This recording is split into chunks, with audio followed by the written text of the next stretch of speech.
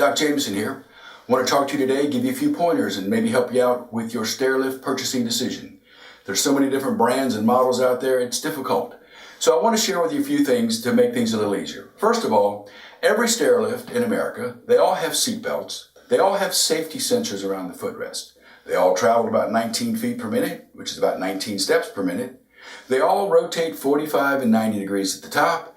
They all mount directly to the stair treads. They plug in a standard wall outlet. And they all have call-send stations top and bottom.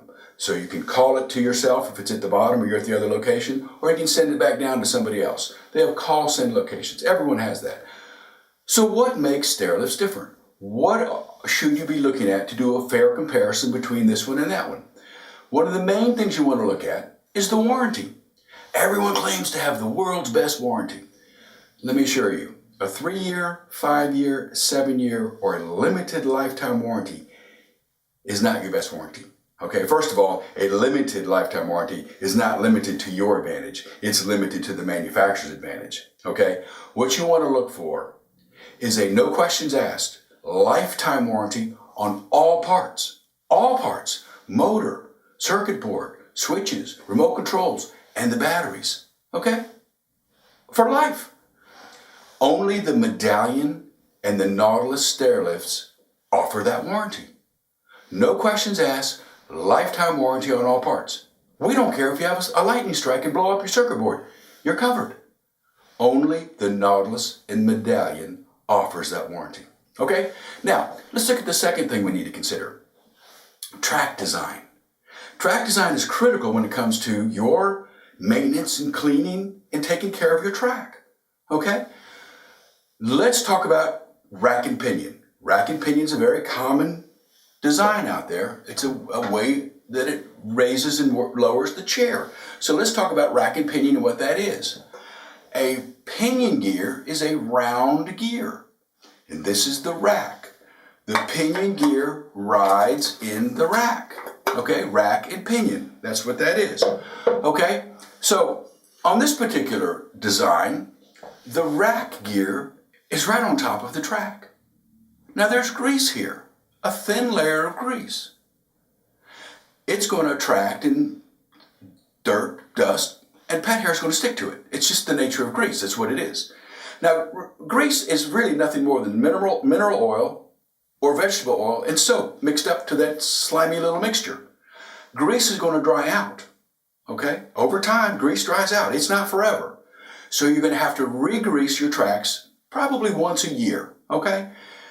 If they're outside tracks, a lot more often, and if you've got a lot of pet hair and all kinds of other things, you're going to have to still do more often than that, cleaning and re-greasing your tracks. Let's take a look at another design. This is a design that has the rack concealed in the sidewall of the track. Now that certainly helps with the gravity of flow, things coming down with pet hair and dander and dust. That's very helpful.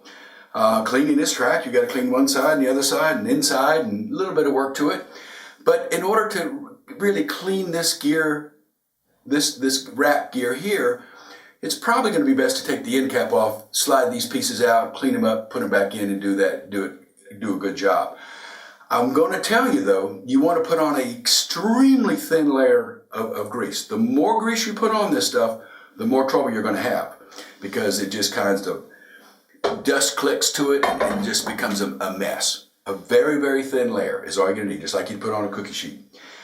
Here's another design. You may consider something like this. This track actually sits up on edge. Okay? Now, the interesting thing about this track is the rack is here in this concealed portion here.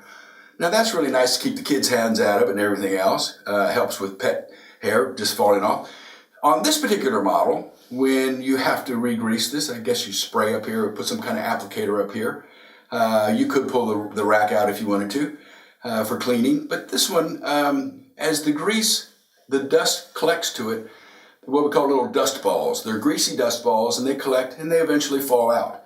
And where do they fall? Unfortunately, on the staircase or the carpet. Just stay mindful of this one. That's why I say be very careful about the amount of grease you put on, because the more grease you have, the more problems you're going to have. So you just want to put very, very, very little on there, okay? whether you use a paintbrush or whatever. A spray can of grease is not the way to go. It's going to cause you issues and problems. On the other hand, if you were going to look at a medallion or the Nautilus track, this is the track here. Now this is a 2-year-old track. There's no grease on this, okay? A worm drive, a large round worm, threads up and threads back down. Very smooth, very quiet. Now in order to clean this track, you just need a feather duster. That's all you need, okay? You don't have to re-grease this track every year. You're good, you're golden. This is it. Folks, I'm going to tell you, this is the only system I would even consider putting in my home.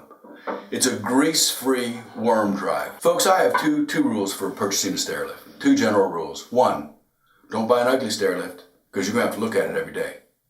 And number 2, don't buy one you got to grease. Okay, so we talked about a lot of different things here today. Warranty and track design.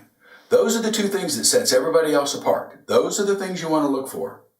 And if it were me, grease-free worm drive with a no questions asked, lifetime warranty on all parts. That's the medallion or the Nautilus. Give us a call today. Let's talk about it.